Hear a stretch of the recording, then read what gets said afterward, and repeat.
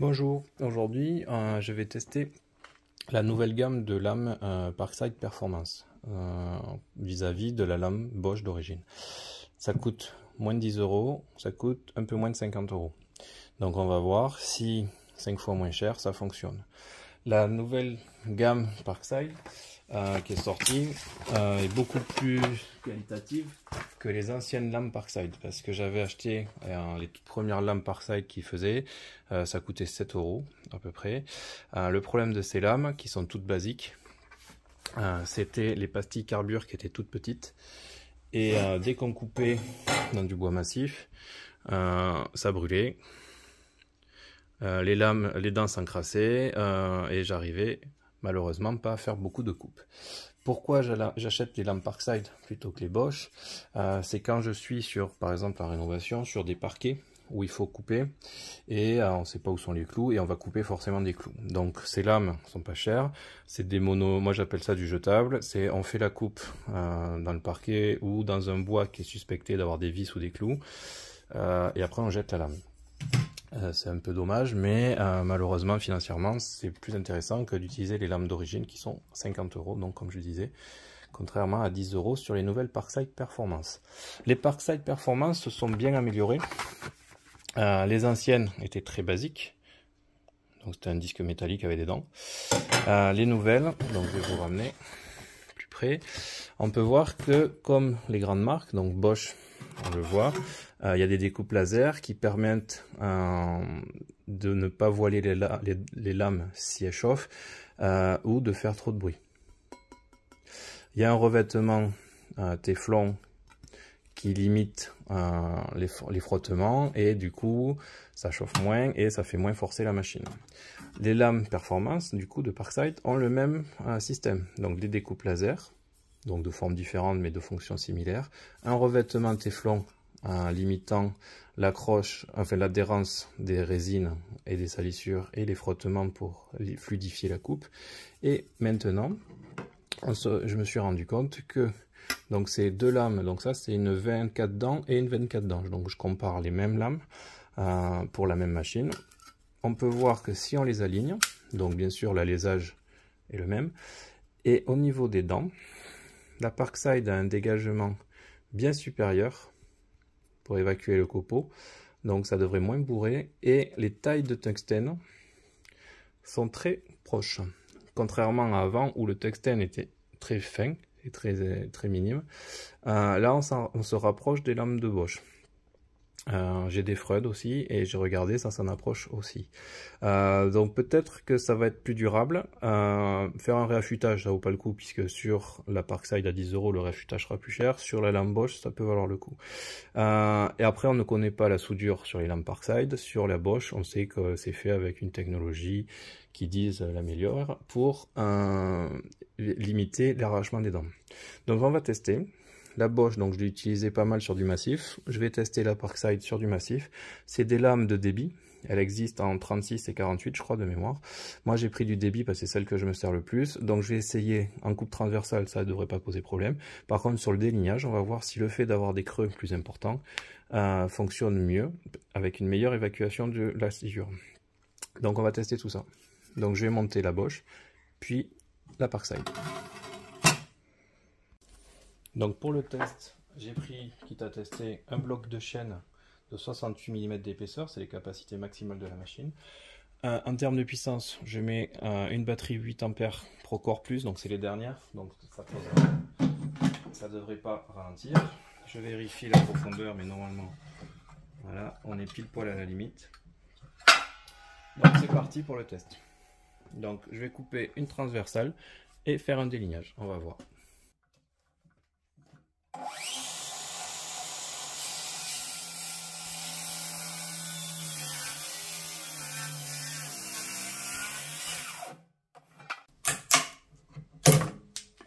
Voilà, donc on est bien à la capacité maximale de la scie. La coupe est parfaitement propre.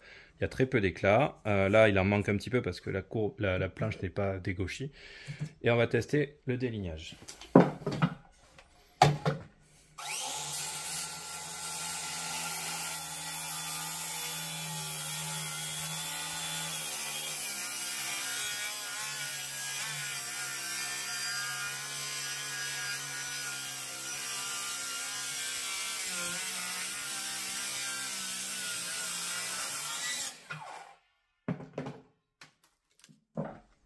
Donc la coupe est parfaite, il n'y a pas de brûlure et c'est droit. Une toute petite au départ, mais c'est pas grand chose. Je vais passer sur la Parkside. Donc j'ai monté la lame Parkside, je vais faire la coupe transversale, puis le délignage.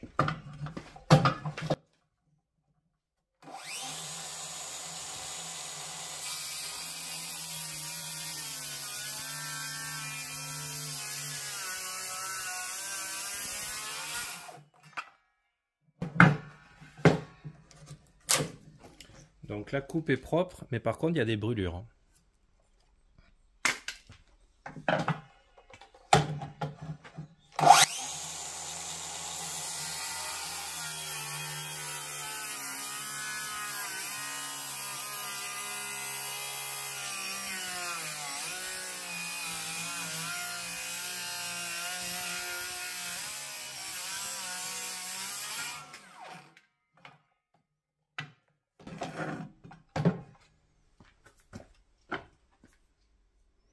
Donc, résultat, la coupe transversale, ça peut marcher.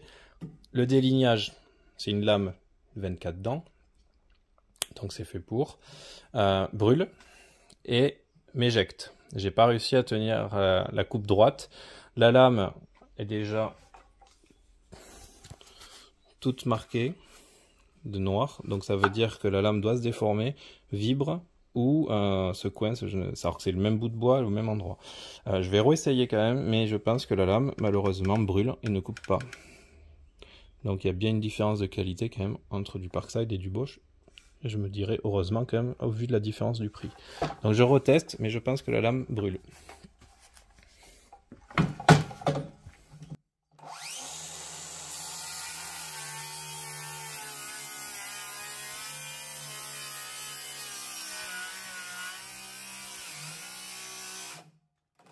J'arrête, ça force.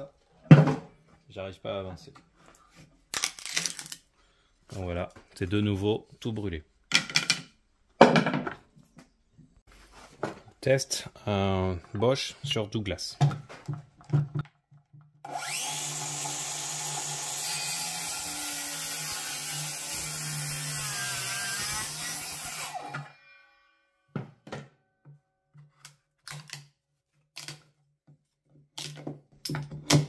Donc ça coupe très bien, pas de brûlure. Donc test de la Parkside sur du Douglas.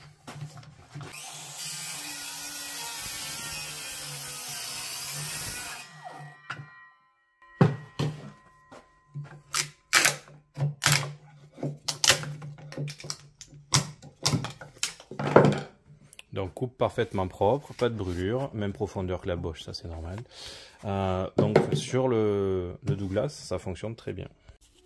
Donc pour conclure, suite aux deux types de bois que j'ai testés, on a pu voir que la Bosch, quoi qu'il arrive, même sur du chêne de 70 en coupe transversale ou longitudinale, donc la Bosch s'en sort très bien. La Parkside en coupe transversale s'en sort avec quelques petites brûlures. Par contre en délignage, elle n'y arrive pas du tout. Elle chauffe, elle brûle, la machine peine, j'ai préféré arrêter. Les dents sont noires et le revêtement est endommagé. Sur le Douglas par contre, c'est très proche. La Bosch, bon, elle coupe très bien, il n'y a pas de souci. La Parkside, elle peine très légèrement à l'évacuation du copeau malgré les creux plus importants. Par contre, elle coupe très bien sans brûlure et tout ça. Donc sur du bois dur extrême, donc du chêne de 70, Bosch de préférence. Pour le reste, la Parkside 5 fois moins cher fonctionne très bien. Moi j'ai acheté la Parkside pour du bois qui n'est pas sûr, donc soit qu'il y a des pointes, des clous, des résidus de béton sur du coffrage ou de la charpente en sapin, il n'y aura aucun problème. Pour les coupes dans du massif en bois dur, du hêtre ou du chêne, je resterai sur la Bosch. Mais c'est une agréable surprise. Après, il faudra voir la durabilité, parce que la Bosch est froide, la Parkside est légèrement tiède, voire chaude sur le chêne. Donc peut-être qu'en durabilité, elle sera moins importante, mais c'est 5 fois moins cher. Donc agréablement surpris. Je vais la garder donc pour les coupes dangereuses pour la Bosch. Et c'est un bon mix, donc je pense que si vous cherchez une lame pas pour du gros débit, mais pour du sapin ou du Douglas, ça fonctionnera et c'est 5 fois moins cher. Comme ça, si vous tombez sur un clou, vous changez la lame, ça fait moins mal au portefeuille. Donc, si vous avez aimé, commentez et abonnez-vous. Et si vous avez des tests que vous souhaiteriez et que j'ai le matériel, je pourrais vous les faire.